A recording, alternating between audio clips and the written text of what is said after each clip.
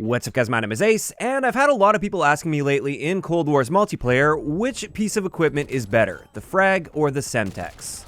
So today I'm going to be breaking down all of their important stats, showing you guys exactly how each of these works, their strengths, their weaknesses, and then my opinion on which one of these is better to use. So hopping right into it, let's get into probably the most important thing that many of you guys want to see in this video. What are the damage ranges like for the Frag versus the Semtex? Well, it turns out both the Frag and the Semtex have the same maximum hit potential for their damage at right around 7 meters. So neither really has an advantage here as far as being able to hit an enemy at range. However, if we start having a look at our one-hit kill range against an enemy that has full health but no flak jacket equipped, the frag grenade's one-hit kill range is roughly 6 meters, which is very good. That means that if you are within the area where a frag grenade is going to be hitting you, it's most likely going to be killing you if you're not using flak jacket. Whereas with the Semtex, the range is significantly smaller at just 4 meters. So already you can see here the Frag has a clear advantage over the Semtex. However, this doesn't paint the whole picture. There's still a lot to look at. So let's get into the next thing. What is the throwing distance like between these two? And it turns out when I compare them side by side here, standing in the exact same spot and aiming at the exact same height, they both appear to travel the exact same distance. They have the same trajectory, so there's no difference here whatsoever. It's also worth noting, I'm sure most of you dedicated COD players already know this, this is an extremely far throw distance for Call of Duty. I can't think of any other Call of Duty game where you throw grenades even close to this far. Now, moving on, the next thing I want to talk about is the amount of damage that you're going to be dealing with both of these lethals. It turns out right up close, if you're standing right on top of that Frag or that Semtex, it will be dealing over 200 damage to a player. Now, the reason I wasn't able to find an exact damage value is 200 health is the maximum you can set in a custom game. And if you're standing right on top of a grenade without flak jacket, it's going to be killing you every time, even with 200 health. However, something that's really important to know, right at the outside edge of the radius where the Frag or the Semtex can just barely deal damage to you, so right around 7 meters away from the explosion, the Frag is going to be dealing quite a bit more damage to you. It's going to deal 130 damage, which means if you aren't using flak jacket and you get hit by a frag grenade, even if you're just barely on the edge of that radius, you're going to have very little health left over. You're going to be one shot away from death to most guns. Whereas with the Semtex, if you're standing the same distance away, it doesn't hurt you nearly as much, and at that point, it's generally going to take the enemy 2 to 3 shots to kill you.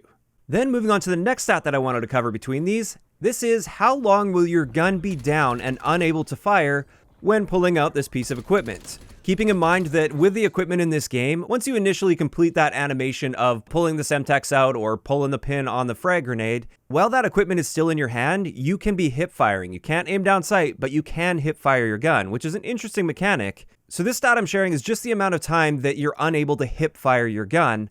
And for the frag grenade, it's 884 milliseconds, whereas with the Semtex, it's noticeably faster at 684 milliseconds. Also, if you're just trying to get that equipment out of your hand as fast as possible and get your gun back up and get back into the fight, when we look at them side by side here, it's pretty clear that the Semtex is faster than the frag grenade. You can get that out of your hands and toward the enemy a little bit faster than the frag grenade, and if you're an aggressive player, this can absolutely make a big difference. Next up, let's have a look at our cook time, and with the frag grenade, once you pull the pin, it will take 3 seconds before that grenade goes off, whereas with the Semtex, of course, there is no cook time. You can hold that out in your hand forever, and it will never explode until you actually throw it. Although something that's quite interesting to point out in Cold War is even if you've already pulled the pin on your frag grenade and you're cooking it in your hand, you can still cancel that throw by hitting the swap weapon button, just like you can with the Semtex. It's really no surprise that you can do that with a Semtex or any other throwable equipment, but normally with a frag grenade, you're unable to do this because the grenade is already cooking, the pin is already out, and therefore you'd think you can't just throw it back in your pocket and be fine. But it turns out in Cold War, you can do that with a frag grenade. And this just leaves us with one last numerical stat at least. There's a few other characteristics I want to talk about, but this last numerical stat I want to talk about is the minimum time to detonate from the moment you start throwing the equipment. So this assumes that we're not hanging on to that Semtex in our hand, we are just getting rid of it as fast as possible and throwing it out there, and same thing with the frag grenade. And it turns out the frag will explode in 3.92 seconds if you do that, whereas with the Semtex, it's 2.37 seconds. So that is one advantage to using the Semtex. Not only can you get it out of your hand a little bit faster, it's also going to explode sooner than the frag grenade, which gives the enemy less time to run away without you having to actively cook it. Although there again, you could argue that that's also a positive of using a frag grenade, is you can cook it so that you can time that perfectly so that it will explode the moment it gets to where it needs to be, and there's no chance for the enemy to react. Whereas with a Semtex grenade, you don't have control over that aspect. You just throw it toward your enemy and hope that it explodes before they're able to get away from it. So honestly, that part really comes down to preference and playstyle. Like for me, for instance, I don't really like having to cook a frag grenade because I don't like getting caught with my pants down with a frag grenade in my hand as I'm trying to time it just right and cook it perfectly. So for me, I'd much rather just quickly throw that Semtex out there and forget about it without having to worry about holding it in my hand for a couple seconds. I just throw it and forget. But for many other people with a different playstyle, that's not really a big deal to them, and they would much rather be able to cook their grenade and have more control over when it explodes. And this is where I want to move on to the final characteristics of these pieces of equipment.